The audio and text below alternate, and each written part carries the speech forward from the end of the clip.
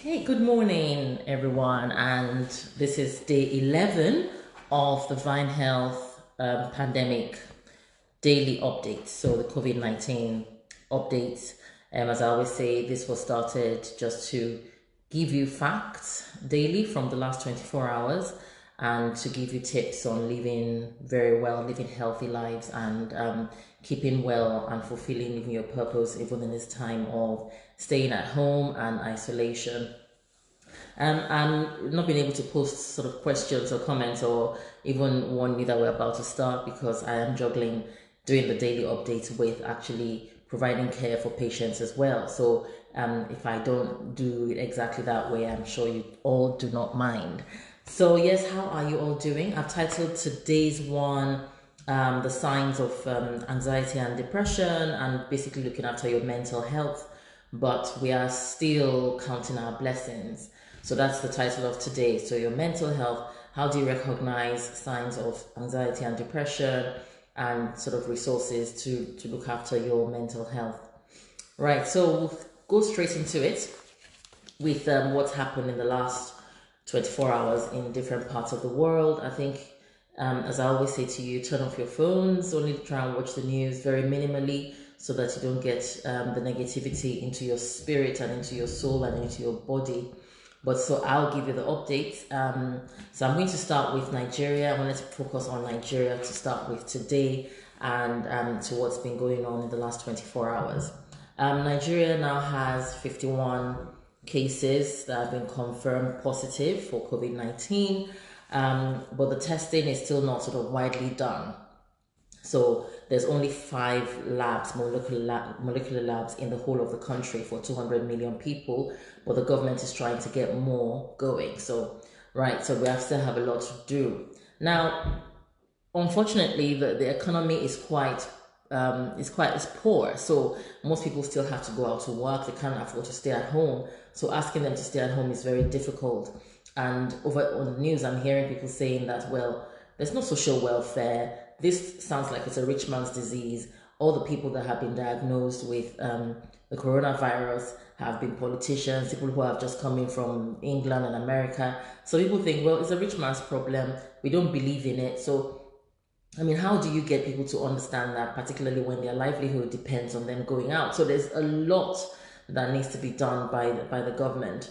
Obviously, in many countries now, in many sort of cities in Nigeria, they've put a shutdown in. So Lagos has shut down markets for the next 7 days, and in Abuja, everybody's trying to shut down. But I can tell you that without social welfare and some sort of package and some sort of help for people, it will be difficult for any government to tell people to sort of stay home when they don't have any way else to live. So, I mean, this is a wake-up call for Nigeria and many other countries as to how you look after your people. This will pass, as I always say.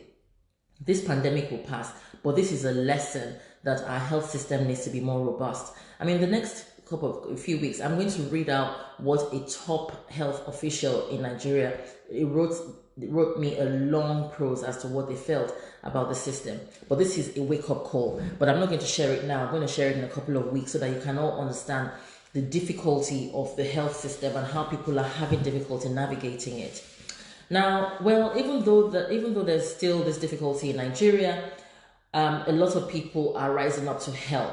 So yes, we know that Atiku's son is positive for COVID-19, but he's donated 50 million naira to support fighting this disease. Banks, GTB, Access Bank, they are all coming up to sort of build hospitals and help.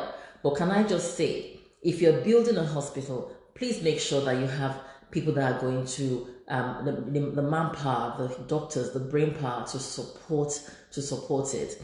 Rather than build a hospital, is there any way that we can use already existing facilities to deliver this care? There are so many buildings in Nigeria, so many hospitals, so many clinics that are not being used. So can I just say that, yes, let's build hospitals, but please also let's use what's already available and upskill people. But that's for Nigeria now. If you have any other things that have happened that you want to put that in the comment box. For the United States, I mean, it's getting a whole lot worse. The cases have jumped. I think yesterday, I'm not sure if I mentioned 600 deaths, but it's now over 1,000 in the United States, and that's really worrying. So I think everybody's doing their best. Again, New York, we feel for you. We see what's happening and the pressure that the governor of New York is under. And when he described the gap between the available beds and what they have, I was very, very surprised. There's a comment here as to what do you mean by where are we speaking about? At the moment, I'm speaking about the United States. I've just spoken about Nigeria. I'm speaking about the United States. So we see what's going on there. They've commissioned people to build ventilators, to make ventilators, to just go on and just continue trying. And we see all the efforts that have been made. Also, we see that several vaccines are being tried as well and are being rushed through. There's about 35 companies now who are trying to create a vaccine that works, but this is going to take time. So that's fantastic.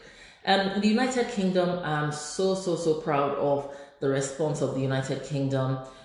Deaths overnight went up to, in the last 24 hours, went up from 432 to 465, which is quite low compared to what has been before the preceding days.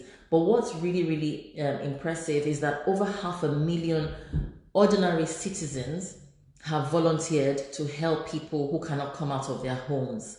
So can we borrow an example from what the United Kingdom is doing, that even though you're in your house and you can help? Every little helps.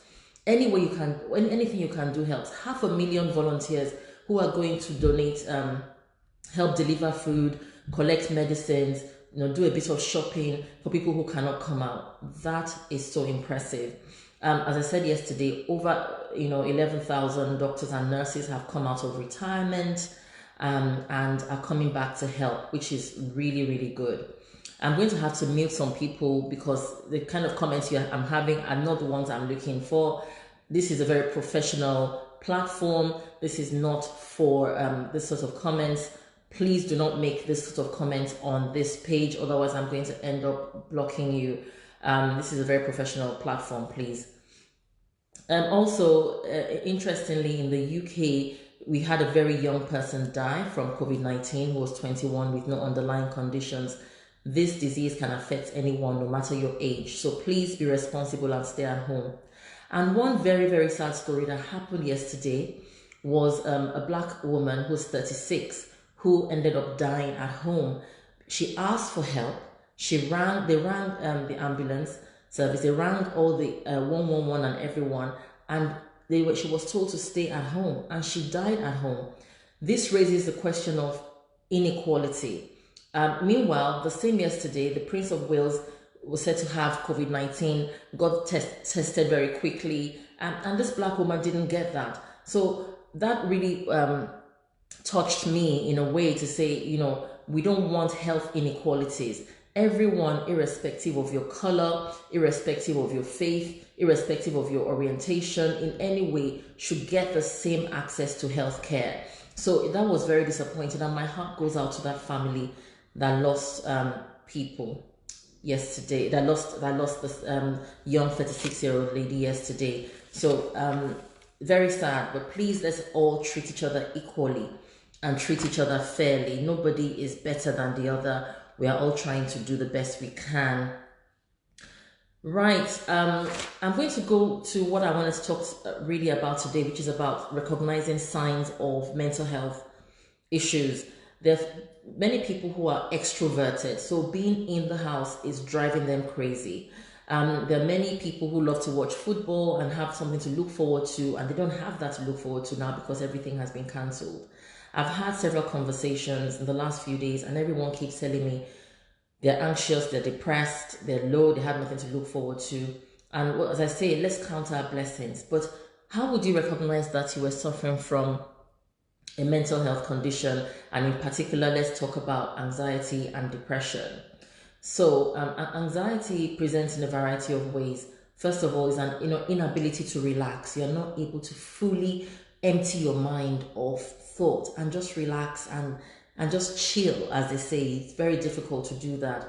You're worrying all the time, and worrying excessively about different things. So you have people who think that they have the coronavirus, they think they have symptoms, they're worrying about what's going to happen tomorrow, they're constantly worrying. That's a sign of a mental health problem. That's a sign of anxiety. And if you're suffering from that, just hold on and watch this, and then we'll talk about what we can do.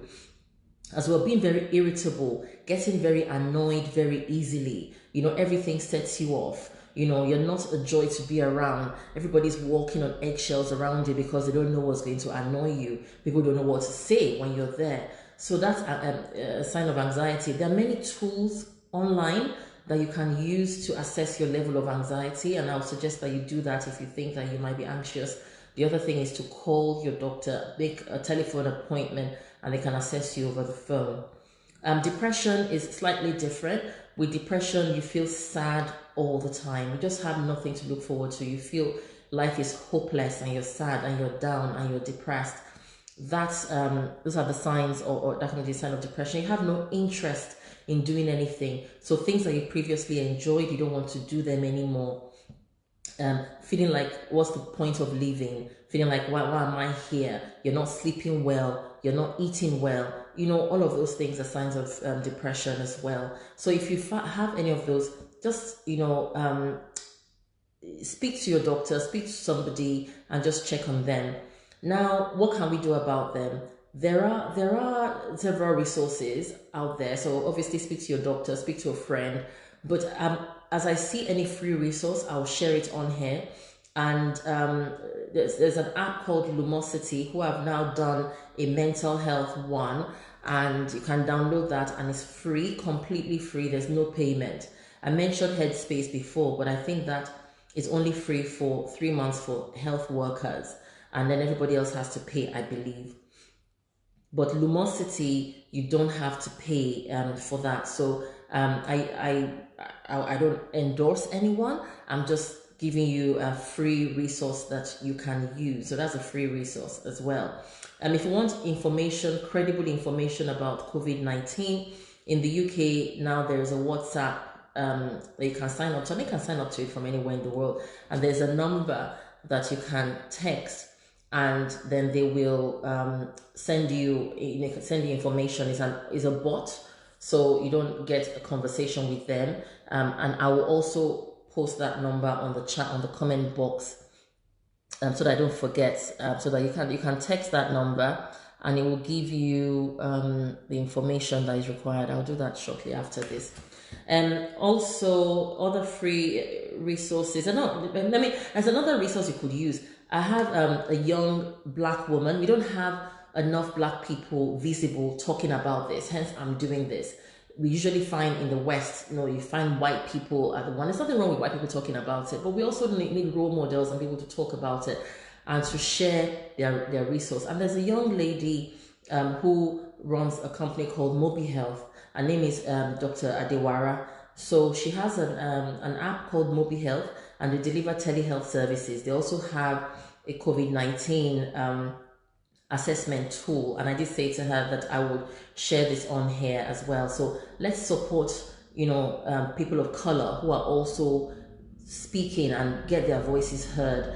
There are many credible people in our community who are doing things, and if you're doing something about this, just send me a message. I'm more than happy to feature you on here and talk about it.